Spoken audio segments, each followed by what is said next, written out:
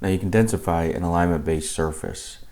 In the surface modeling edition, you don't have the ability or the license commands to actually create a corridor.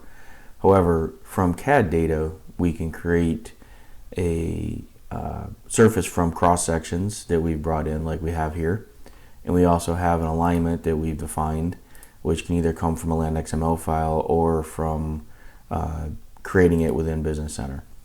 So you need an alignment and you need a surface, and pretty much any surface can be an alignment-based corridor. The results may vary, but if I pick this surface, you'll see here on the surface properties, you'll select the alignment that you want to use as the surface to make it an alignment-based surface.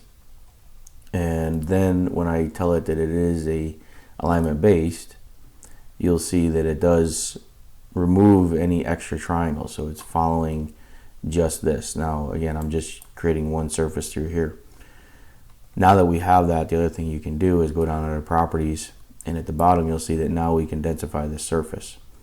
So depending on your tolerance and your max offset, your results may may vary, so you want to play with these settings to get it to look appropriate. But by densifying this surface, if I select yes here, you're going to see in this curve area, it adds a bunch of additional samplings to kind of smooth out this curve through here.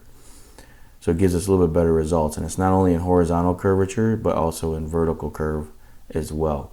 So you can tell it again to put, where to put these points, and the key here is this max offset and this tolerance. So you want to kind of play with this variable to make sure that you get good results in your corridor.